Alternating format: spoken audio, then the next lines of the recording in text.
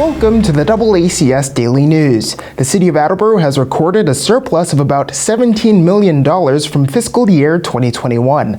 Mayor Paul Heroux spoke with us about what that means for the future of the city. We're here to chat about the nearly $17 million in city surplus that we have. That $17 million is, basically the result of excess left over from money that wasn't spent last year because of COVID. Money got rolled over and put back into the general fund. Another part of the reason for the large surplus is the way we use conservative revenue estimates. So when we're creating a budget, we have to figure out how much money we can expect to take in. But because of COVID, we didn't expect to take in that much. We thought revenues were going to be kind of low. A lot of property tax revenues were going to be about the same. But then you had building and permits. We thought that might be a little bit low. We were worried about excise tax. People might not have been out buying cars as much. The meals tax. So there were a number of things that we thought were going to be a little bit lower. And so we basically budgeted for that. When the revenues actually came in, we found out they were a lot higher. So that's what that difference is. That's what we call the surplus. So money that's rolled over from last year. We basically need to operate city government, and we have a lot of needs. When I created this most recent budget, it was extremely lean. No department was adequately funded, staffed, or equipped. And so this money, now what we're doing is we're putting it back into the needs of the department. So for example, we're gonna spend out of the 17 million, roughly about 14 of it we can only use on the general fund. So about 3 million is just for water and wastewater. We can't use that anywhere else.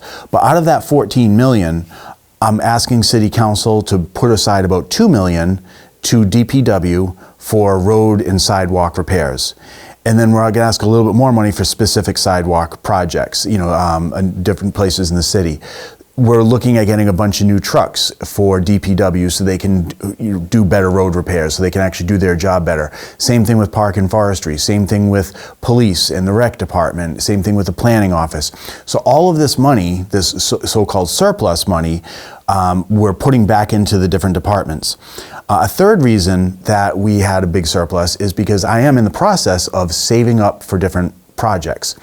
So what we do is we roll the money over from year after year. So I'll give you a good example. With the fire department, several years ago, the fire chief said to me that he's going to need about $500,000 to buy self-contained breathing apparatus for firefighters.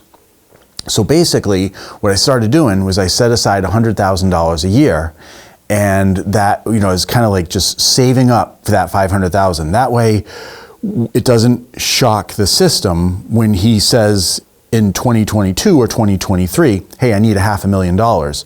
That's when I can say, sure, Chief, I've been saving up for it. And so that kind of foresight, and we're doing that with a number of projects. A lot of money was not spent last year. For example, school bus money, a lot of it wasn't spent, but we're gonna put that back into the schools, better parking lots, better floors in some of the schools. The mayor doesn't set the tax rate. The mayor doesn't get a vote on that, and the mayor doesn't participate in that conversation. That is something that the city charter delegates exclusively to the city council.